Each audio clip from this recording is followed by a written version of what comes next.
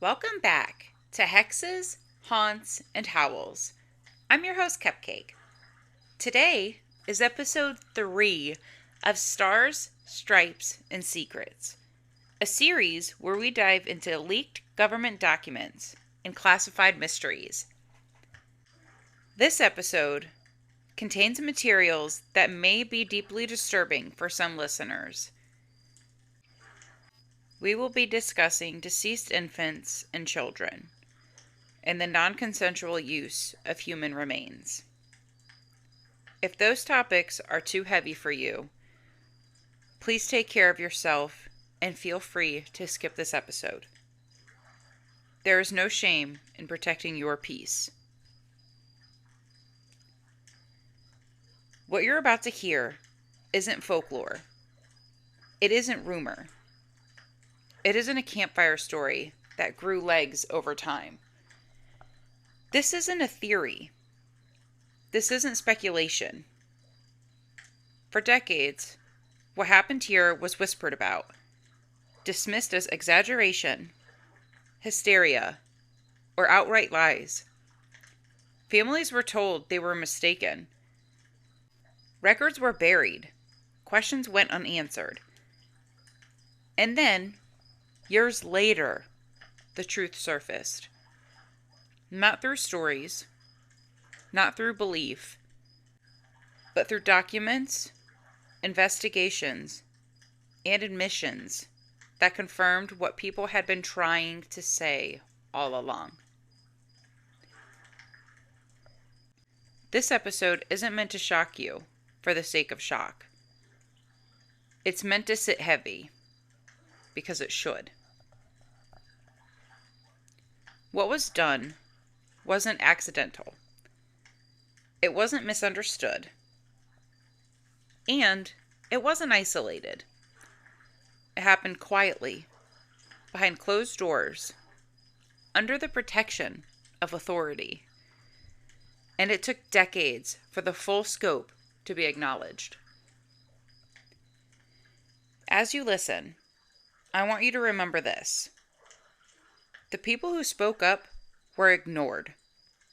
The families who questioned things were brushed aside.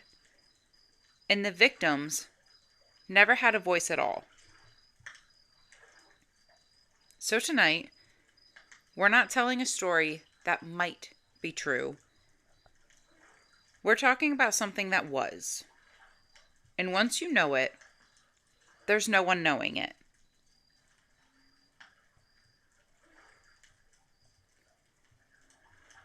To understand how something like this could happen, we need to take a step back. Not just years, but into mindset. Because this story doesn't begin with cruelty. It begins with fear. The world that emerged after World War II wasn't relieved. It wasn't hopeful. It was terrified. The war had ended, but in doing so, humanity had crossed a line it could never uncross. For the first time, people understood that a single weapon could erase cities, poison land, and alter life itself. And no one truly knew what came next. Radiation wasn't just dangerous. It was mysterious. You couldn't see it. You couldn't smell it. You couldn't feel it working its way into soil, water, or bodies. Scientists were scrambling to understand it.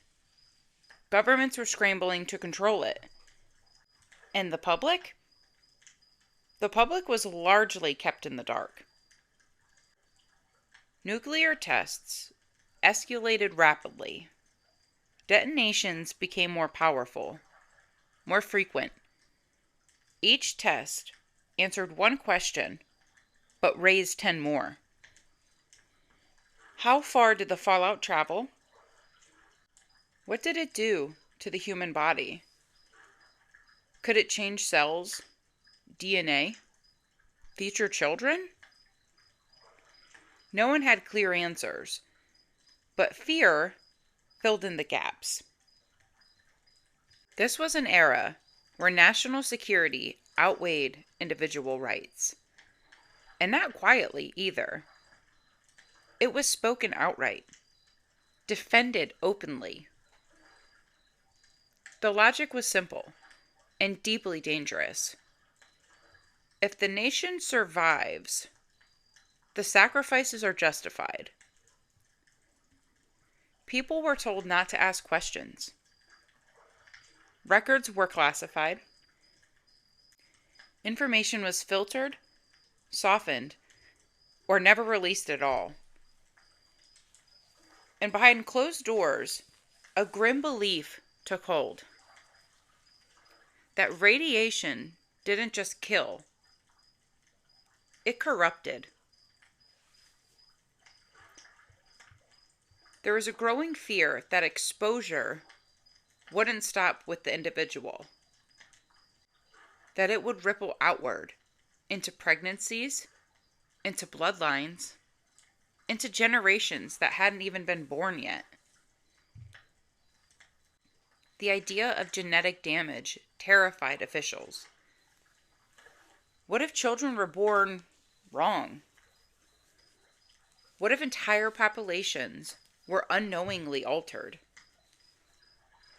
What if the future itself had already been contaminated? And instead of transparency, the response was control. This is where the moral line began to blur. Because once fear reaches that level, people stop asking, should we? And start asking, how quickly can we? Human beings became data points. Bodies became sources of information. Consent became inconvenient. The public narrative was reassurance. The private reality was urgency. Understand the fallout. Understand the damage. Understand it before someone else does, no matter the cost. It's important to understand this, because without fear, this obsessive dread of invisible contamination, what comes next wouldn't make sense. This wasn't random. It wasn't rogue behavior. It was the product of a time when secrecy was normalized, fear was weaponized, and ethics were seen as obstacles. And the most chilling part, the people making these decisions didn't see themselves as villains. They believed they were protecting the future, even as they violated the present. So when we move forward in this story, remember the atmosphere we're standing in. A world convinced it was already poisoned. A government terrified of what it couldn't control. And a belief, spoken or not, that some lives could be used so that others might be saved. So what is Project Sunshine?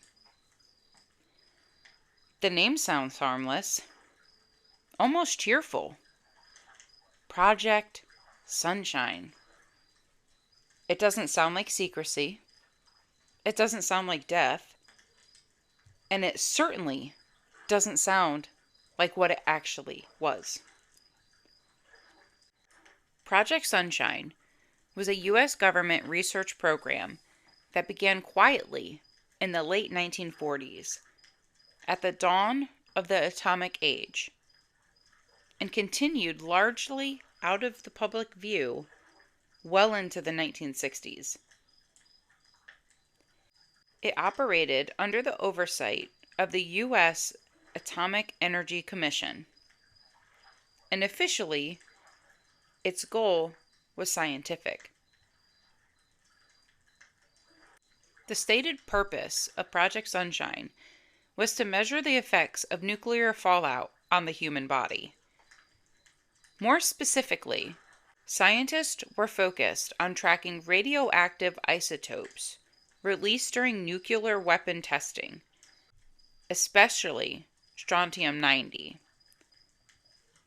Strontium-90 was of particular concern because it behaves like calcium, which means when it enters the body, it doesn't just pass through. It embeds itself in bones, in teeth, in organs that rely on calcium to grow and strengthen. And once it's there, it stays. The fear wasn't just about exposure. It was about accumulation. If strontium-90 was settling into bones, then scientists believed it could quietly build up over time, layer by layer, especially in growing bodies. And that's where the focus shifted. Because when researchers asked where fallout would show up most clearly, the answer was chillingly simple: children. Children's bones were considered ideal data. Not because they were expendable, but because they were developing. Children absorb calcium faster. Their bones grow rapidly. Their bodies record environmental exposure more clearly and more permanently than adult bodies. From a purely scientific perspective, that made them perfect indicators of fallout absorption. And from a moral perspective, that should have been the stopping point. It wasn't. Project Sunshine expanded its scope. Researchers didn't just want environmental samples. They didn't just want animal data. They wanted human tissue, bone samples, organ samples, teeth, collected from the dead, often without consent, often without the knowledge of families, and very often from infants and young children. Stillborn babies, infants who died shortly after birth, children who passed away from illness or accident. Their remains were quietly taken, diverted, or dissected. Hospitals, coroners, and research institutions became part of a pipeline, sometimes knowingly, sometimes through pressure, sometimes through silence. Parents were told their child's body would be handled respectfully. What they weren't told was that parts of their child were being shipped to laboratories, labeled, cataloged, and studied. To be clear, this was not a single rogue scientist. This wasn't one unethical lab. This was a coordinated, government-backed research effort operating under belief that understanding fallout was urgent and that delay was dangerous. The Cold War mindset loomed over everything. If we don't understand radiation first, someone else will. If we hesitate, the future is at risk. And so the work continued. From the late 1940s through the 1960s, thousands of samples were collected. Many crossed borders. Some came from outside of the United States. Some were exchanged between institutions as if they were supplies. Names were replaced with numbers. Lives were reduced to measurements. And the public, they had no idea. Project Sunshine remained classified for years. By the time information began to surface through declassified documents, investigations, and admissions, the damage was already done. Families learned the truth decades later. Some never even learned at all. And the most unsettling part, at the time, many of the people involved believed it was justified. Not because they were cruel, but because they were afraid.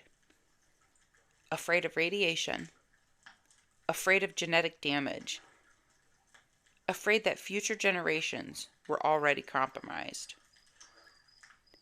And in that fear, they crossed a line that can never be uncrossed.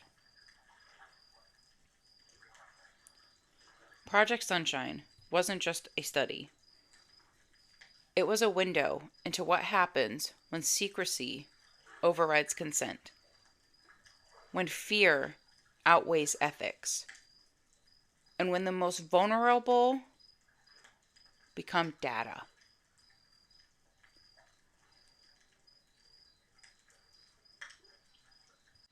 This is the part of the story where things slow down.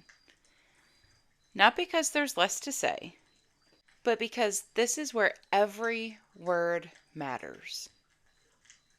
Because this isn't about policy anymore. It isn't about Cold War urgency or classified programs. This is about what happened to people, and more importantly, to families. Project Sunshine didn't operate in hidden government facilities alone. It relied on places that families trusted. Hospitals, morgues, funeral homes. Places meant to care for the dead. Places meant to protect dignity in the final moments. These institutions became the access point. The primary focus was on the youngest bodies, stillborn babies, infants who died hours or days after birth, young children lost to illness, accident, or sudden complications. Not because anyone said it out loud, but because their bodies provided the most useful data. Their bones were new. Their tissues were clean. Their exposure levels were believed to be easier to track. And so they were targeted. In many cases, when a child died, the parents were overwhelmed with grief, shock, and paperwork. Decisions were made quickly.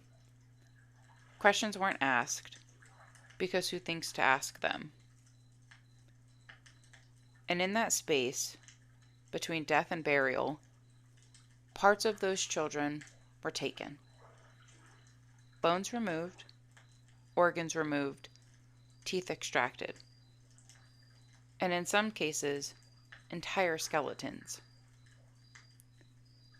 What was left behind was stitched, reconstructed, or simply closed.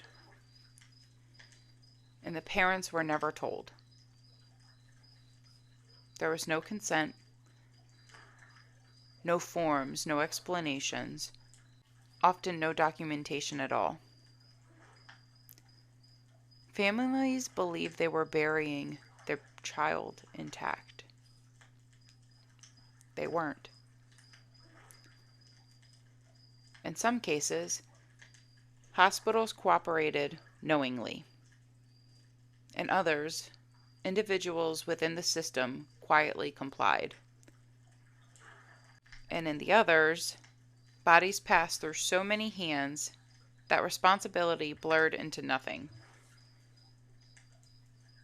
By the time remains reached laboratories, they were anonymous. Labels replaced names. Measurements replaced identities. A child became a specimen. Imagine this for a moment.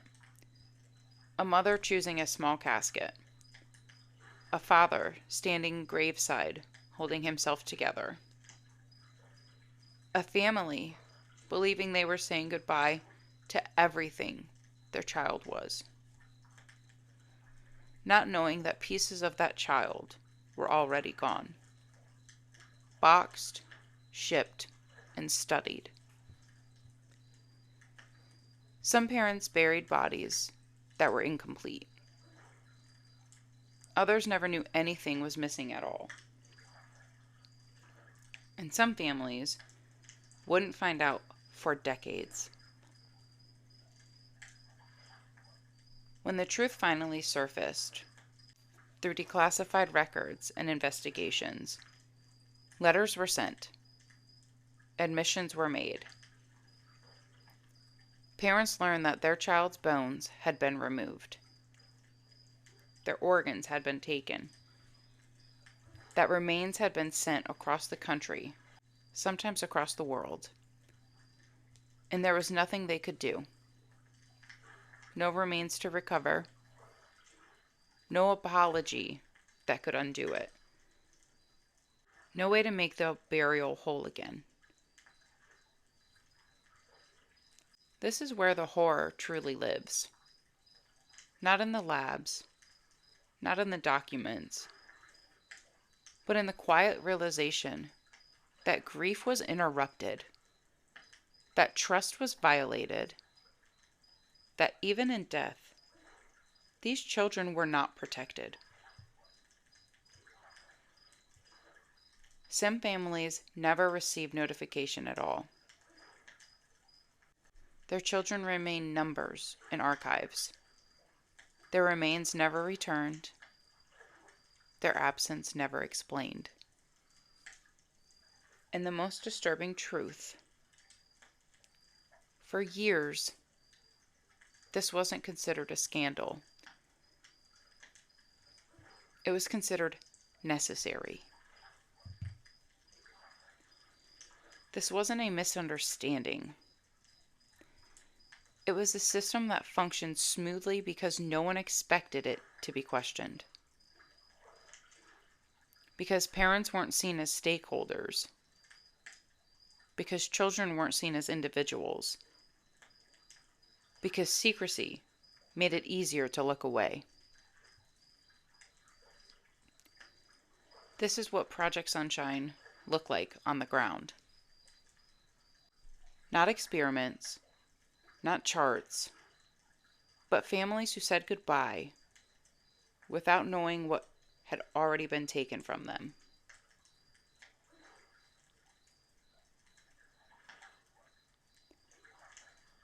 There's a question that sits underneath everything we've talked about so far. Why children?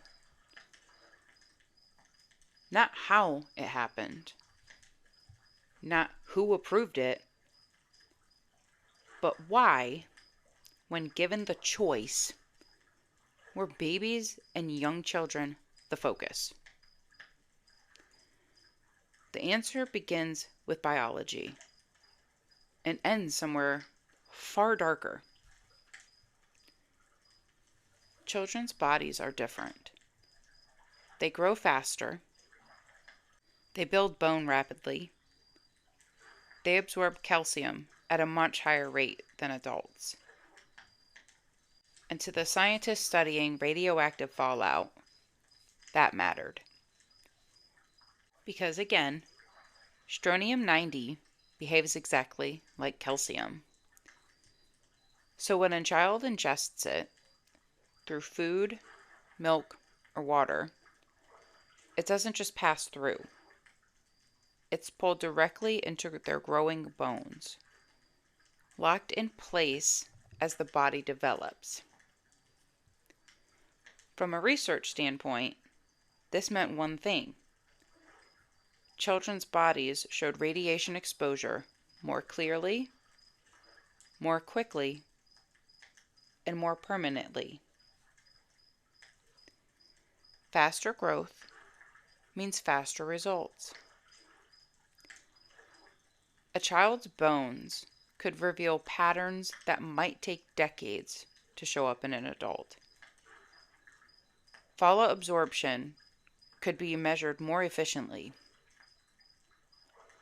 Comparisons could be made across regions, ages, and time periods. In cold technical language, children provided better data. That phrase appears again and again in internal thinking of the era. Not always written, but clearly implied. Better data, cleaner samples, clearer results. And that's where something essential was lost. Because once a human being becomes data, their humanity becomes negotiable. Children were no longer seen primarily as sons or daughters.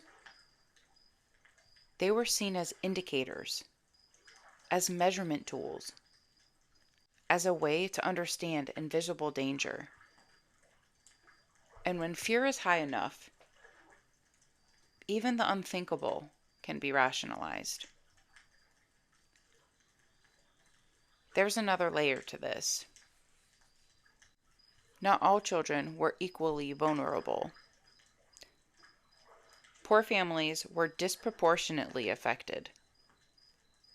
Families with fewer resources, less education, less power to question authority.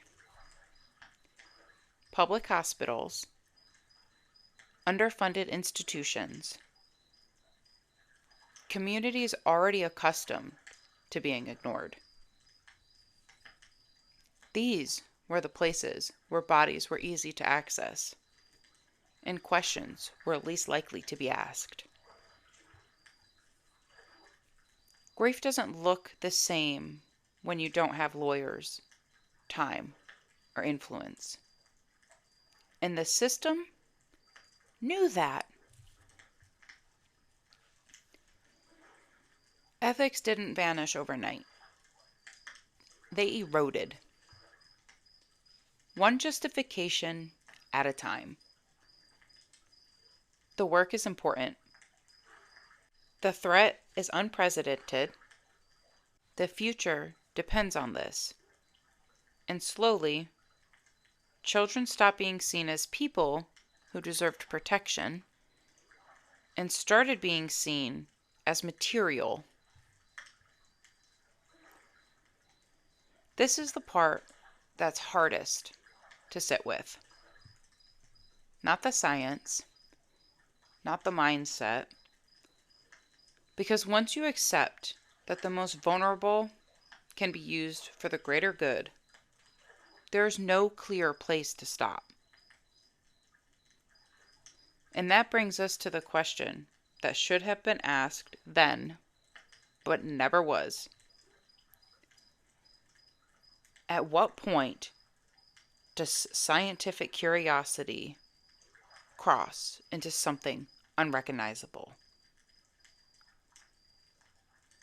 Is it when consent is ignored? When grief is exploited? When children become statistics? Or is it earlier? The moment someone decides that some lives are worth less than the answers they might provide. Project Sunshine didn't just measure radiation. It measured how far fear could push people before compassion disappeared entirely.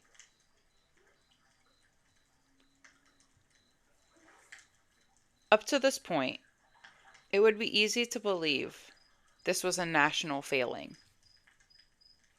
a uniquely American secret, a product of one government, one era, one fear. But Project Sunshine did not stop at US borders. It couldn't, because radioactive fallout didn't respect borders either. As nuclear testing increased, it became clear that fallout was traveling far beyond test sites. Wind circled particles across oceans. Rain brought them down into places thousands of miles away. And so the question changed.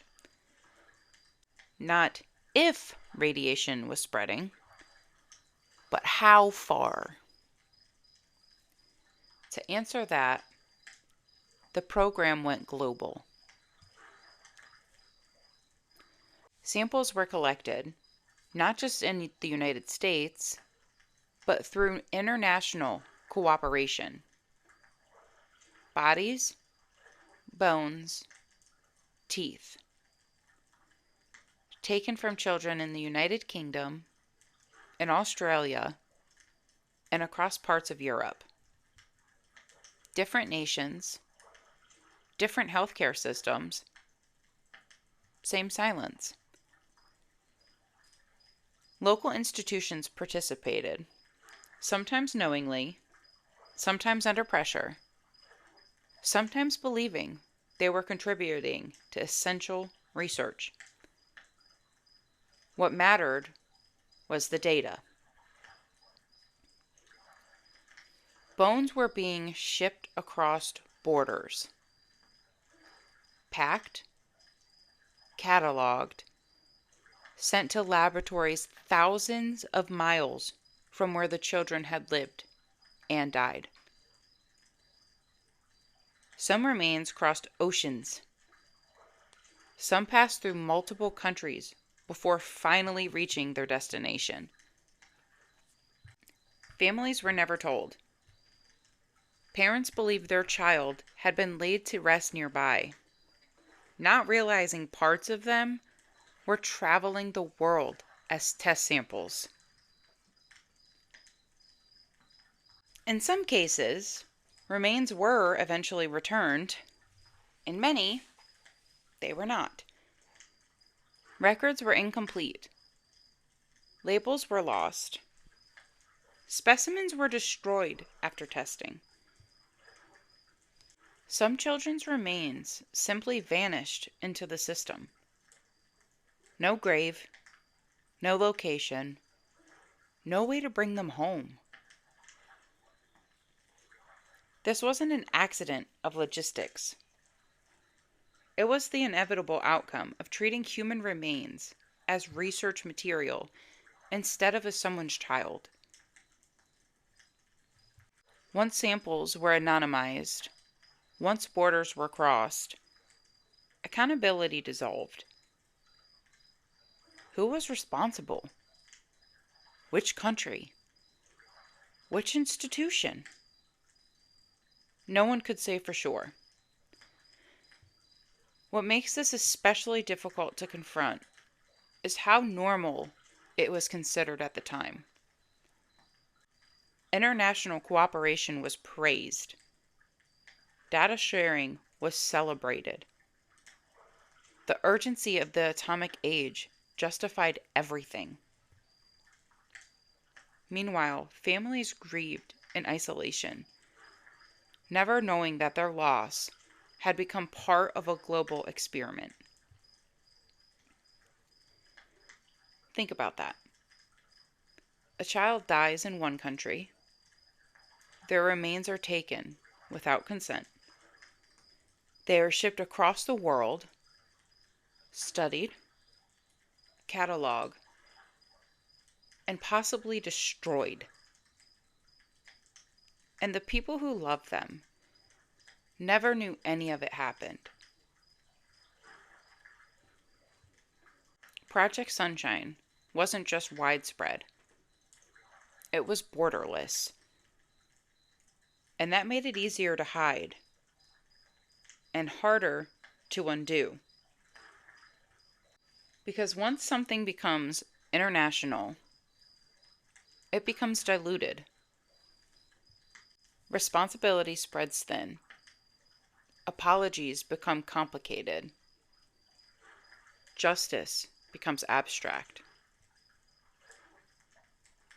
And it wasn't a single betrayal. It was many, repeated quietly across nations, under the shared belief that fear justified the cost.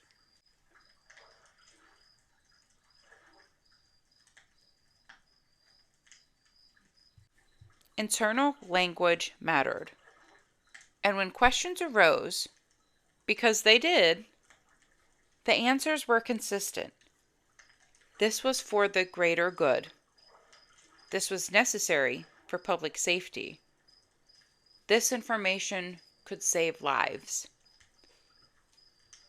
Officials believed they were facing an unprecedented threat. Radiation was invisible. Fallout was global. The future felt fragile. And in that environment, secrecy wasn't seen as unethical. It was seen as responsible. Public disclosure, they argued, would cause panic. Parents wouldn't understand the science. Consent would slow the work. And slowing the work felt dangerous. What's important to understand is that ethical concerns were not absent. They were acknowledged. Internal memos raised red flags. Questions about consent were documented. Discomfort was noted quietly. And then ignored. Because acknowledging an ethical problem didn't mean stopping. It meant recording it and proceeding anyway. There was no press conference, no public explanation, no moment where families were told what had been done. Silence wasn't a failure of communication. It was a strategy. As long as parents didn't know, there would be no outrage. As long as the public remained unaware, the work could continue uninterrupted.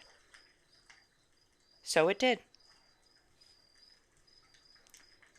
This is where the contrast becomes unbearable. On one side, memorandums, approvals, timelines, and data tables. On the other, parents holding death certificates, choosing burial clothes, standing at graves they believe are complete. Those two realities never touched. They were kept deliberately separate. From a bureaucratic standpoint, the program was efficient. From a human standpoint, it was devastating. But bureaucracy has a way of flattening loss. It turns grief into inconvenience, turns consent into a box to be bypassed, turns children into resources. And once something is written into procedure, it stops feeling personal. No one knocked on doors to explain. No one asked permission after the fact. No one offered these families a choice. Because to do so would have required admitting something had been taken or never should have been. And so the silence held for years, for decades, until documents were declassified, until journalists began asking questions, until families learned, long after the burials, that what they had been told wasn't the full truth. By then, many of the people who authorized these decisions were gone, retired, passed away, shielded by time and paperwork, and the justifications remained. It was a different era. We didn't know better. We were protecting the public. But none of those explanations answer the questions families were left with. Why was secrecy chosen over consent? Why was silence valued more than dignity? And why, when the ethical line was clearly visible, did so many people agree to step over it?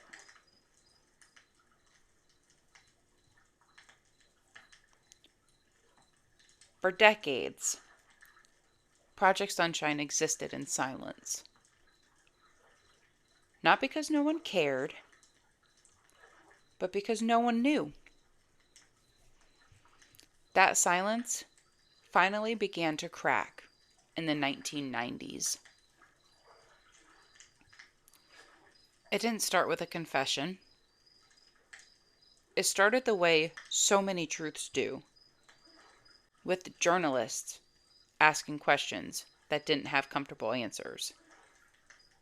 Old files, declassified documents, memos that were never meant to be read outside government walls.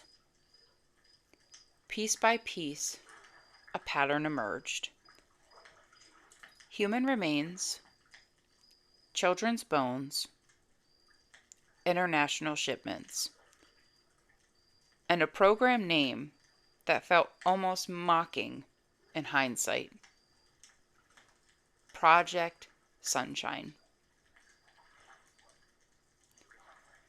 As reporting continued, the scope became undeniable. This wasn't rumor. This wasn't exaggeration. There were records. There were signatures. There were admissions buried deep in bureaucratic language. And once the information became public, there was no putting it back. Families began receiving notifications, not phone calls filled with compassion, but letters, official notices, carefully worded explanations sent decades too late. Parents who had buried their children in the 1940s and 50s were learning in the 1990s that those burials had been incomplete, that parts of their child had been removed, that remains had been used for research, that consent had never been requested. Some families learned the truth after 50 years, some after 60, some only after journalists found their names in files. The reaction was immediate and overwhelming. Grief resurfaced, anger fouled, and disbelief settled in after that. Because this wasn't a mistake that could be undone. This was something that had been decided and then hidden. Public pressure mounted quickly. The story reached lawmakers. Investigations were launched. Hearings were scheduled. For the first time, officials were asked to explain out loud what had previously been justified only on paper. Congressional hearings were held under the authority of the United States Congress. Documents were entered into record. Testimony was taken. Questions that had been ignored for decades were finally asked in public. And here is the most important part to be clear about. This was not dismissed as conspiracy. Governments admitted wrongdoing. They acknowledged that consent had not been obtained. They acknowledged that remains were taken improperly. They acknowledged that families had been deceived. There were partial apologies, carefully worded, legally cautious, but real. And in some cases, efforts were made to locate and return remains. Some families were offered what could be found. Some were given burial options. Some were told there was nothing left to return.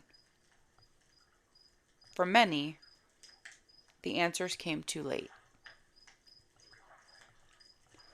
Public reaction was visceral. People weren't just shocked, they were shaken.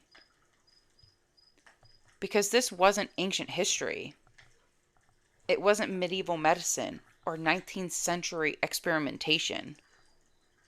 This had happened in living memory, under modern governments, and systems people were taught to trust. What made the outrage so intense was the realization that this wasn't hidden because it was unknown. It was hidden because it was inconvenient. And once the truth was exposed, the question shifted. Not, did this happen? That was no longer in doubt. The question became, how many other things had been justified the same way? For families, there were no sense of closure.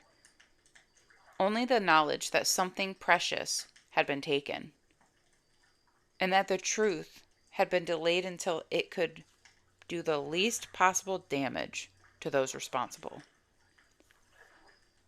Project Sunshine was no longer a secret. But by the time the world found out, most of the harm had already been done.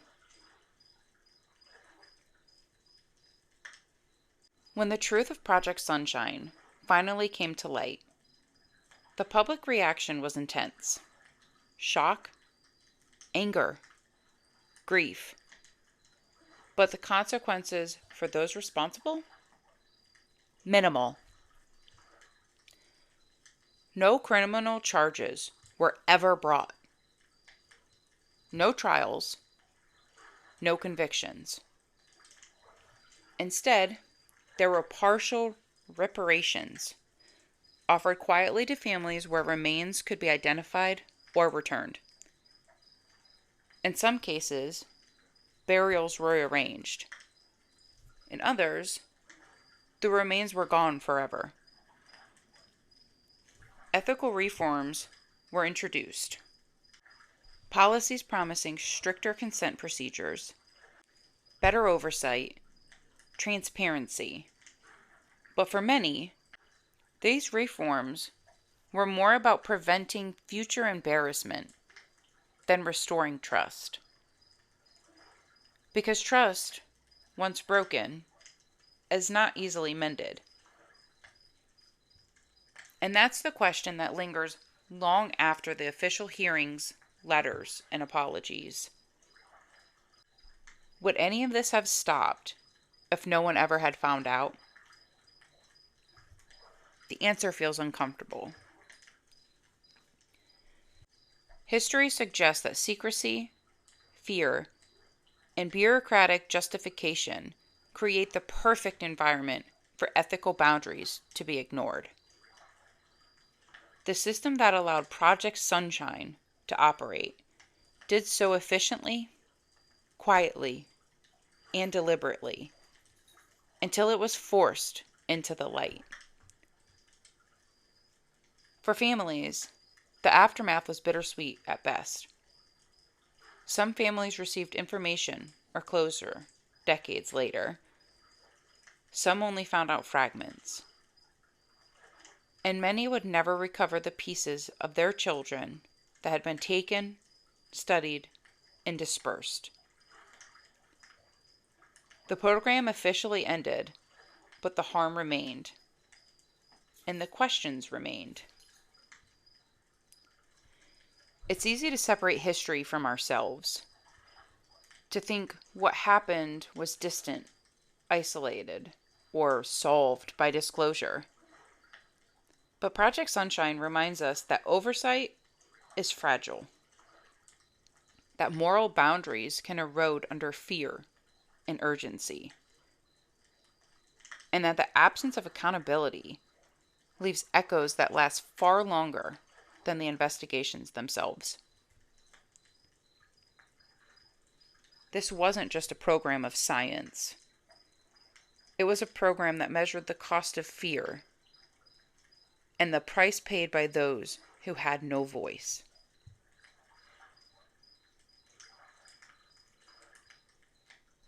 Project Sunshine didn't end with closure. Its legacy didn't vanish with documents, hearings, or partial apologies. It lingers. Because the lessons it left are not just historical, they're ethical, ongoing, and painfully relevant. Medical ethics today, laws governing consent, procedures for research, oversight of human subjects, didn't appear out of nowhere. They were born from scandals like this, from programs that crossed moral lines under the guise of public safety,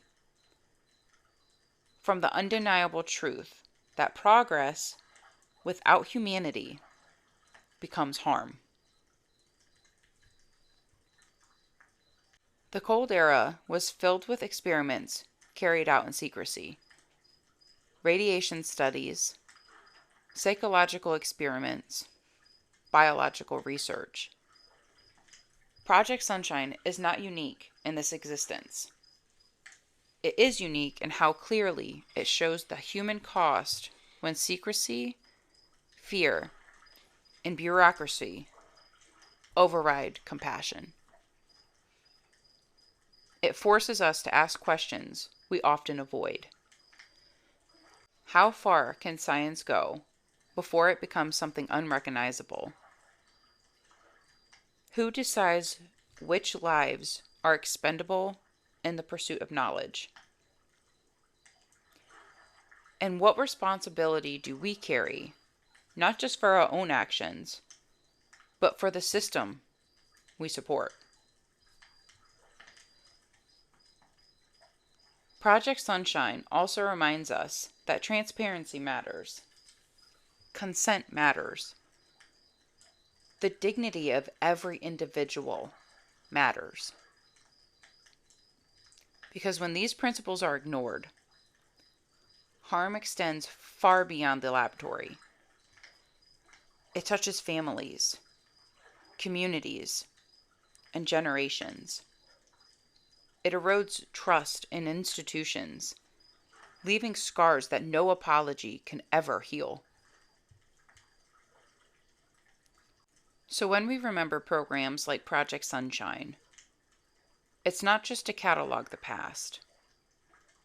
It's to carry the lesson forward. To insist that curiosity must be tempered with care. That scientific discovery cannot come at the expense of humanity. And that, no matter how urgent or unprecedented the fear, some lines must never be crossed. Progress alone is not enough. Ethics are not optional, because history has shown us what happens when they are ignored. And that is why Project Sunshine still matters.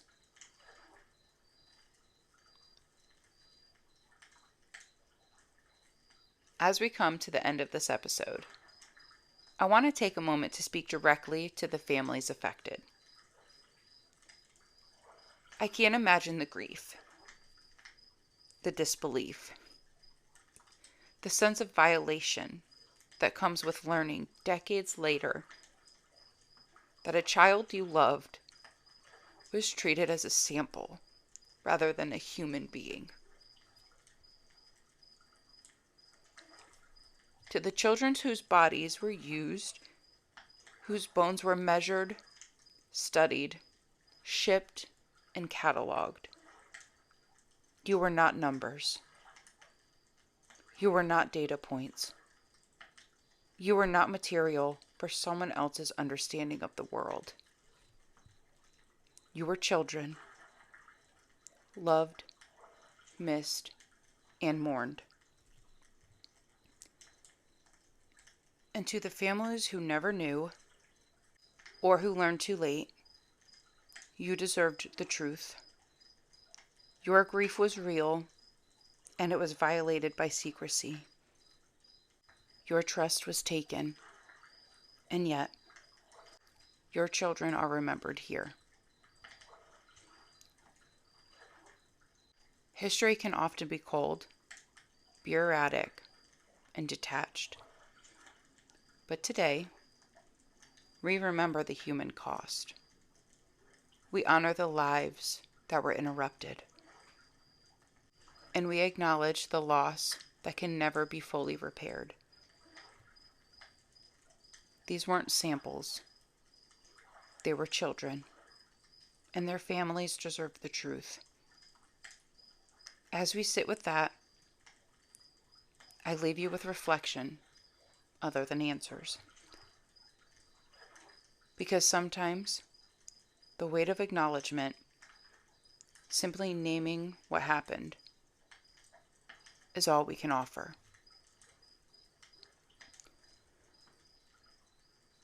I want to take a moment to acknowledge the families and children we discussed tonight.